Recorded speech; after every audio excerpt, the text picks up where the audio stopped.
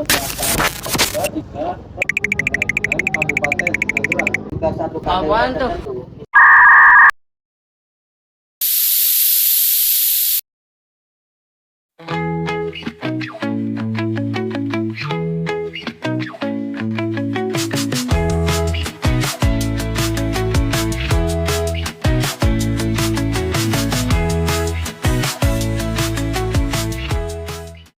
Assalamualaikum warahmatullahi wabarakatuh. Halo teman-teman, selamat datang di podcast Warga Bicara Hukum. Podcast yang membahas hukum dengan cara yang mudah dipahami, tetapi tetap berbobot. Wait a minute. Who are you? Perkenalkan, saya Muhammad Lutfi Fadlian dari Prodi WPKN Angkatan 23 Universitas Ahmad Dahlan. Di sini saya tidak sendiri, saya bersama teman-teman saya. Di sini ada Mas. Kenalkan, nama saya Nasril Ilham Al-Bahri dari Prodi PPKN Universitas Ahmad Dahlan Angkatan 2023. Saya dari Wicaksono, Angkatan 23 Prodi PPKN Pendidikan Universitas Ahmad Dahlan. Nah teman-teman, di episode kali ini kita akan membahas topik yang sebetulnya sangat dekat dengan kehidupan sehari-hari kita sebagai warga negara. Tapi sering tidak kita sadari, yaitu perlindungan hukum dalam administrasi negara. Nah, pernah tidak sih teman-teman semua mengurus suatu ke instansi, izin usaha, dokumen kependudukan atau apapun, lalu merasa keputusannya itu tidak adil, tidak jelas dasarnya, bahkan sewenang-wenang. Nah, justru disitulah hukum seharusnya hadir, dan itulah yang akan kita bahas pada podcast kali ini teman-teman. Nah, Gali, sebelum lebih jauh, apa sih Gali sebenarnya yang dimaksud dengan perlindungan hukum dalam konteks administrasi negara? Secara sederhana itu perlindungan hukum adalah yang diberikan oleh sistem hukum kepada warga-negara agar kemudian dan warganya terlindungi dari tindakan pemerintah yang keliru, tidak prosedural atau sewenang-wenang. Ini bukan soal melawan pemerintah, tapi soal memastikan pemerintah bekerja sesuai aturan. Dan disinilah juga asas legalitas berperan penting. Jadi setiap tindakan pemerintah wajib memiliki dasar hukum yang jelas. Tanpa itu, tindakannya itu bisa digugat. Nah, itu tadi penjelasan yang baik ya dari Mas Galih dan Mas Nadil. Sekarang perlindungan hukum ini tuh terbagi menjadi dua bentuk. Bisa kamu jelasin nggak apa aja? Nah, jadi perlindungan itu benar apa kata Mas? Terbagi menjadi dua bentuk. Yang pertama yaitu preventif dan yang kedua represif. Preventif itu artinya mencegah sebelum kerugian terjadi. Misalnya kewajiban pemerintah memberi alasan tertulis atas setiap keputusan atau melibatkan masyarakat dalam proses kebijakan. Dan represif artinya pemulihan setelah kerugian terjadi. Misalnya menggugat ke PT UN atau melapor ke Ombudsman. Nah, ini perlindungan hukum yang akan terjadi tapi dalam kerja keduanya sama pentingnya. Nah, kalau orang warga merasa dirugikan oleh keputusan pemerintah kita bisa banding lewat jalur apa aja ya, Mas Gali? Ya, ada 3 jalur utama. Pertama, upaya administratif, keberatan dan banding langsung ke instansi terkait. Ini jalur utama itu yang harus ditempuh sebelum ke pengadilan. Kedua, PT-UN atau pengadilan tata usaha negara. 3, Ombudsman Republik Indonesia. Nah, jadi PT-UN ini khusus untuk menangani sengketa antara warga dengan pemerintah terkait keputusan tata usaha negara atau KTUN. Contohnya pencabutan izin usaha, SK pemecatan PNS, dan penolakan IND. Tapi di antara itu ada syaratnya. KTUN yang bisa digugat harus bersifat konkret, individual, dan vital. Oh gitu, jadi kita tidak bisa sembarangan langsung ke PT-UN gitu ya Mas? Tidak, jadi kita harus ada hierarkinya. Upaya administratif dulu, dan kalau tidak berhasil baru kita ke PT-UN.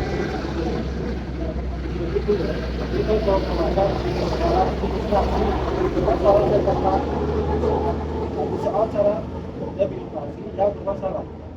Pejabat yang meminta memilih pelayanan dan yang diskriminatif, prosesnya tidak transparan. dan ombudsman jauh lebih mudah diakses oleh masyarakat umum karena prosesnya lebih sederhana. Satu hal yang juga penting ya teman-teman, dengan Undang-Undang Administrasi Pemerintahan tahun 2014, diskresi pejabat ini dibatasi lebih ketat. Artinya itu kebebasan bertindak pejabat atas nama kebijaksanaan tidak lagi bisa digunakan sembarangan. Kalau sampai merugikan warga itu bisa dipertanggungjawabkan secara hukum. Nah, supaya ini podcastnya tidak terlalu teoritis gitu ya, sekarang kita akan melihat kasus nyata yang pernah terjadi di Indonesia. Mungkin kita akan mulai dari Mas Galih dulu. Soal pemekaran laut ilegal di perairan Kabupaten Tangerang, Provinsi Banten, yang ramai dibahas publik sejak awal tahun 2025. Ada pemekaran sepanjang puluhan kilometer di wilayah Indonesia Tenggara dan Pulau. Dan ini merugikan nelayan, ternak serta perusahaan. Karena masalahnya bukan satu keputusan tektonis yang bisa diubah, tetapi soal kelalaian pengawasan. Kenapa pemerintah daerah dan instansi terkait sampai tidak mencoba mencegah kebakaran itu? Maka Ombudsman Republik Indonesia bukan PDW. Jadi di sini itu Ombudsman menyelidiki dugaan maladministrasi dalam pengawasan sumber daya kelautan gitu Mas. Tepat, Ombudsman menilai ada kelemahan pengawasan dari instansi yang berwenang di sektor kelautan sehingga aktivitas ilegal itu bisa berlangsung tanpa tindakan cepat. Nah, ini juga jadi contoh bagus untuk membedakan kapan jalur PTUN dan kapan jalur Ombudsman dipakai. Kalau warga menggunakan PTUN tertentu, misalnya izin yang diterbitkan keliru, itu ke PTUN. Tetapi kalau yang dipersoalkan adalah cara kerja birokrasi yang lalai ataupun tidak transparan, itu wilayahnya Ombudsman.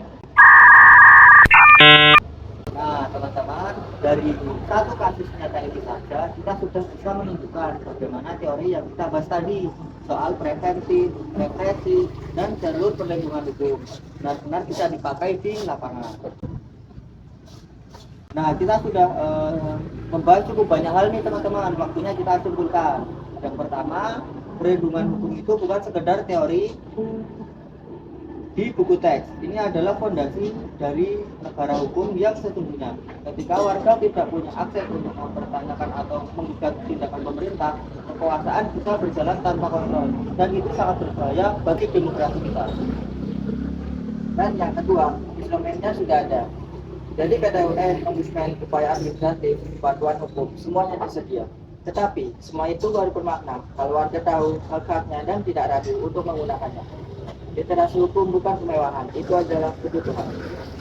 Dan jadi ini yang paling dibutuhkan, perlindungan hukum bukan kita memusuhi pemerintah, bukan sebaliknya. Ini adalah mekanisme yang membuat pemerintah bekerja lebih baik. Pemerintah yang membuat yang baik tidak akan takut diawasi, karena pengawasan itulah yang menjaga kepercayaan publik tetap hidup. Nah, jadi kesimpulan besarnya teman-teman, dalam negara hukum yang demokratis itu tidak ada kekuasaan yang berada di atas hukum. Setiap warga berhak dilindungi dan setiap pejabat wajib bertanggung jawab. Ketika keduanya berjalan beriringan, disitulah good governance bukan lagi sekedar jargon, melainkan kenyataan yang dirasakan langsung oleh masyarakat.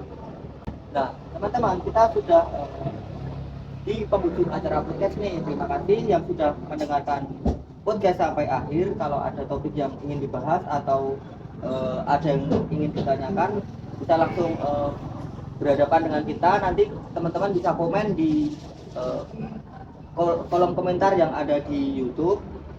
Jangan diam ketika hak dilanggar. Hukum ada untuk digunakan. Sampai jumpa. Terima kasih. Saya Muhammad Lutfi. Saya Nasrilillah. Saya Berisapono. Terima kasih dari kami. Ini Warga Bicara Hukum. Sampai ketemu lagi. Dadah. Assalamualaikum warahmatullahi wabarakatuh.